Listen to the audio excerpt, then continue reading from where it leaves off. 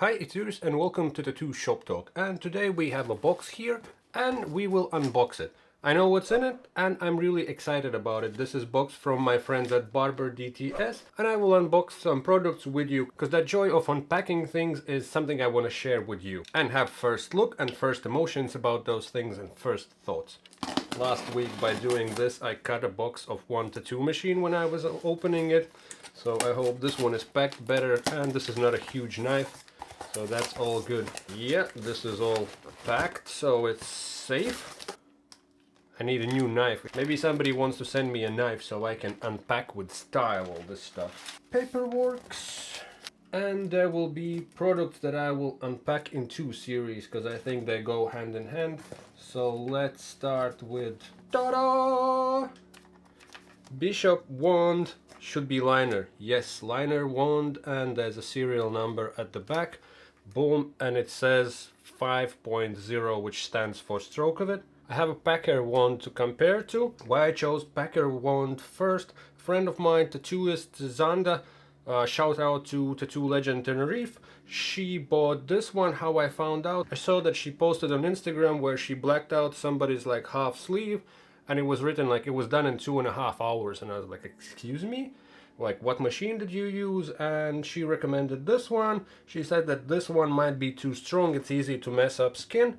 So that's why I chose Packer Bond. Because I got scared from this one. But then other gentleman, Oliver, he said that he liked this one for lining. He said he couldn't explain what it does different, but it just does the thing. And I'm not a big fan of lining with cartridges unless it's like super easy spot or I feel super confident.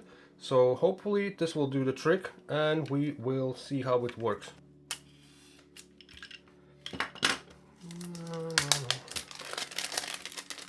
No easy way to unwrap it. There's some number on it. It's all like vacuum type of a thing. Sorry for the noise. Slides out. Boom. Nice branding. Does it have magnets? Yes. Ooh. Info sheets. But I'm more excited about magnets in the packaging.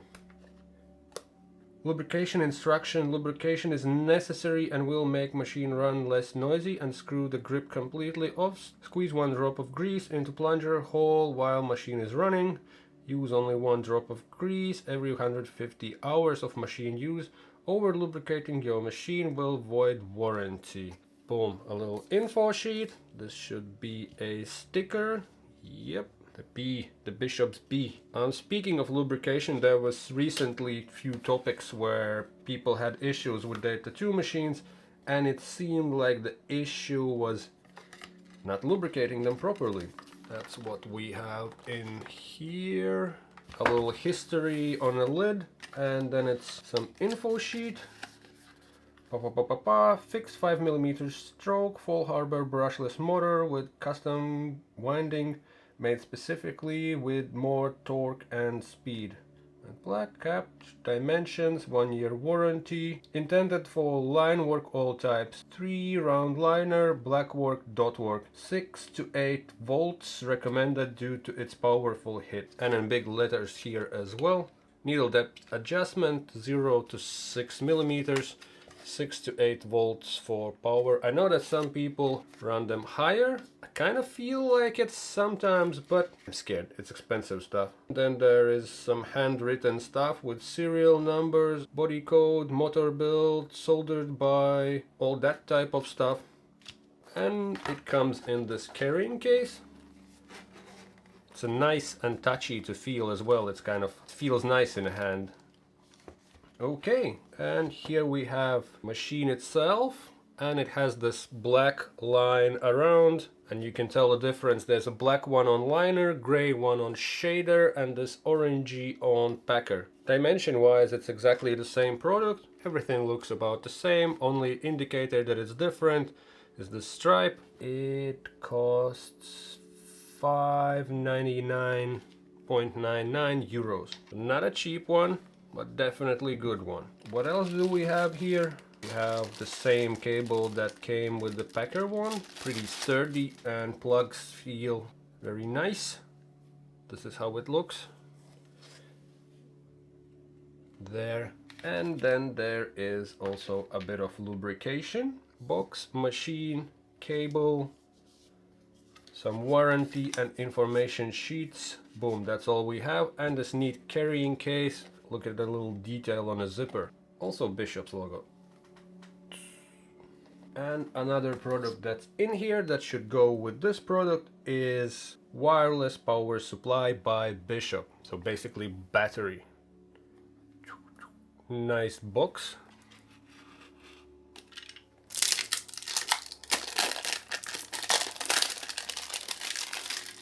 Nice little thingy to grab it, to open it, which is also a nice little detail. There. Chon, chon, chon, chon, chon. Chun, chun, chun, chun, chun. And an info sheet. Long press power button on off without jumpstart feature. Quickly double press power button and turn on off jumpstart feature. So this one has jumpstart. That's already good news. The lightning icon on a display will appear as well. Machine will start at previously adjusted voltage. Press power button to start pause machine. Pedal icon will indicate that the machine is working. The unit comes with the power saving mode. If no buttons pressed for 10 seconds, screen brightness will automatically decrease. This will lessen extra drain of battery. Then you connect the charging cable and battery pack. A lightning icon will appear. It will show the battery charge from 0 to 100%. When the battery is 100% charged, disconnect the cable. The unit will automatically switch off after 5 minutes of inactivity. We recommend using 5 volt 2 amp USB adapter. That would be the basic any one that's around. Some warnings and descriptions. Charging time 1.5 hours with 5 volt 2 amp adapter. Running time up to 12 hours on full charge. Jump start volt is 9 volts for 2 seconds. That's also good to know because you never know what's happening. Package includes one charging cable and one battery pack. Voltage 4 to 12, 2000 milliamps. It doesn't say what amps they are. We have in here battery and charging cable. Battery is round. USB type C cable. Ooh, why everything feels so nice. It's kind of on a thicker side, which is good, and it has these rubbery, it's still a plastic, but there are some softness to it. Oh, the layout of the buttons. Power button is on the side and up and down is on the top. 7 volts, full charge. It feels lighter than critical, and the buttons are on the top. My personal preference, I think, is having everything at the side, because then you can one-handedly operate. But just because the power button to start and stop it is on the side, that's already good news. Fits in sturdy. It's the same or maybe a tiny bit wider than the Tattoo Machine itself. And it's round, and what my concern is with round things, will they roll?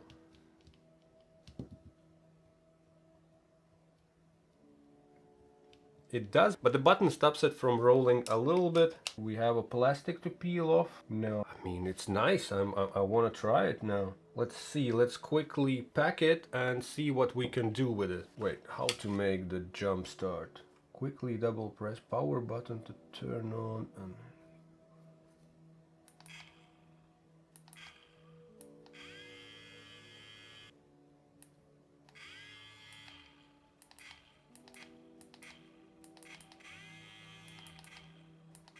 I don't get the jump start, how it works. Quickly double press power button to on and off jump start feature. So that indicates that it's just running, it's a little pedal. What's quick double press?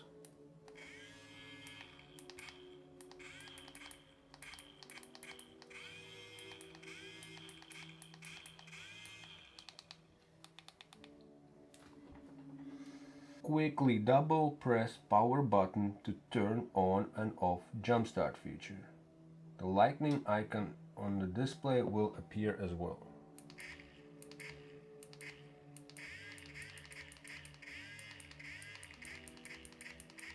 I don't get it. So let's look at all the features again. You switch it on and off by long pressing the button. That's the same button who also runs and pauses the Tattoo Machine. Pow, pow. So it's easily at the reach. You can one-handedly operate it voltage down and voltage up, it goes from 4 big and nice digits and 0.1 increments. Goes up to 12. Had to watch a video how to figure out how to turn off the jump start, and the way you do it, you switch it off completely and double click by switching it on, because it's not clear by the instructions. So double click and a little lightning bolt appears, and that indicates that jump start is on. Jump start should run it up to 9 volts for 2 seconds. So let's put it at 6.5. So that was that kick, that whoom. And then there is some weird feature that I found out reading on some forums. If you double press up and down together, the LN button appears, and then if you press the power button, boom, it switches to CL. Somebody said one is for coloring and one is for lining, and somebody said that this company might come out with wireless pedal for this batteries, and that could be pretty awesome to have a batteries but still with option to play with pedal. What's really at the moment, I don't know, but we'll see. We know that the thing is there. Now I want to try it. I want to run it on a second skin and maybe compare it to a machine that I already have. So we are on that unleashed battery life. Like always, forget scissors, but we will improvise. This is rough way how I would pack it. We have here clipcord sleeves, some tape, sticky tape, grip tape, paper towels. This should have been clean scissors. This one, let's see if it slides over the battery. Almost there.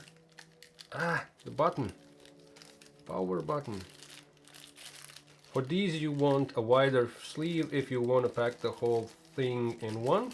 I will not do that because I don't do it anyway. So I'll unfold this, the tape, take a pair of paper towel sheets, fold it in 3. That's the way I do it. I know everyone have their own preferences. That's to have a bit of softness on a grip and a bit of chunk grip tape, but that's more like for aesthetic reasons, because this looks pretty DIY punk stuff, so this we put for the looks. And then the top part, we'll put a sticky tape.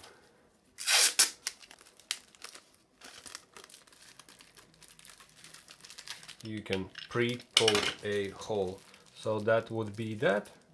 It's always good to leave a little corner and fold it so you have some place where to catch it when you disassemble it. And let's do the same with this one. And why I preferred this setup over all-in-one type of a setup, it's when you start to adjust things here, orientation change, and then you can change separately the top part where the battery is. Let's get some practice skin ready and some ink. See how much mess I will make. I found some old piece of practice skin. There's some scratches on one side already. Okay, some petroleum jelly. Just want to try a few lines to see how it feels. Is there much of a difference or not? And the ink that cannot be used anymore. Many don't recommend dynamic anyway, because apparently there's some dodgy particles in there, but many use it, and now it's only sold as to be tattooed on a practice skin, so that's what we will do. And I have some expired cartridges that I never used. These are pinups, 14 liners, and I think these don't have safety membrane. Yeah, you can see there's just the silicone O-ring on inside. Packer with a critical power supply at around maybe 2 millimeters out. Let's try them at 7 because that's kind of in the middle of what's recommended. And let's put Packer also at 7. I'm already confused which buttons go which way. So both at 7 bolts, about the same needle out.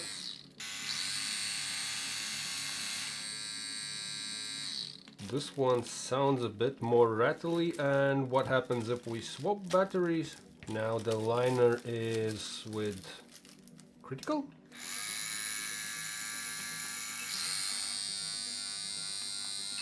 Yeah, no changes there.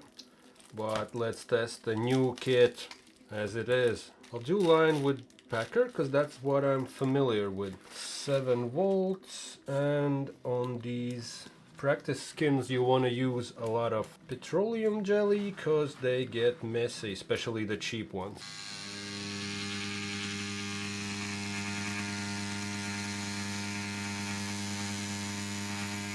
They somehow go better on practice skin than on a real skin. That's 14 liner without membrane. Spinner.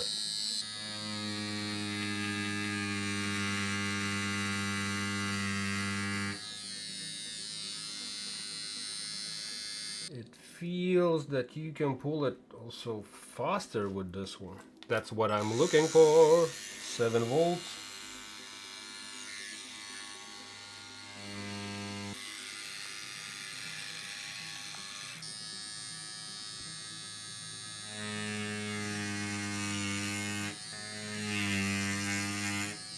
Okay, not too fast, but faster.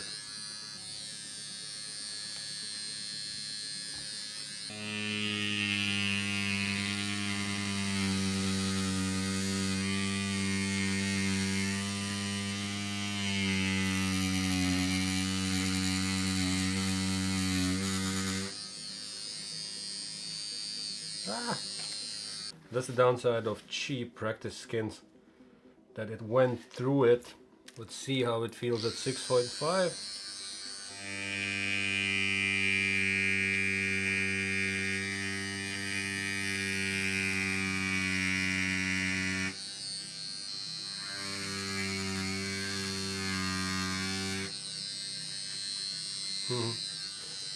And let's try at 8. 8 on this one feels way more extreme than 8 on that one. I have no idea what I tried to do here. 8 on this one.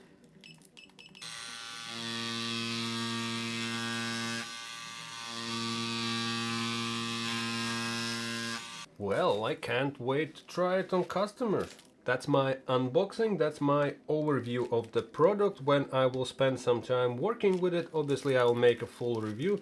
This is just an unboxing type of a thing. And now it's nice that you have this battery and tattoo machine from one brand, so you can match it. So it's sort of like, you know, brand on brand. That's the good old critical. So in a future full review will follow. Share your thoughts on this product, what you expect from it, on both of them. Have you tried them and what you like about them? Have you not tried them and what you expect from them? I'm pretty sure this is version 2, but it doesn't say it on the packaging anywhere, just because of the kickstart. And I think the first version was a bit taller. And some people complained on the first version that they managed to break the glass just by pressing on it. I don't know how hard you have to press, but keep in mind those buttons are sensitive, so don't go crazy when you push them. They're very tactile and very sensitive, so you can easily just push them. Don't go crazy. Don't try to break anything.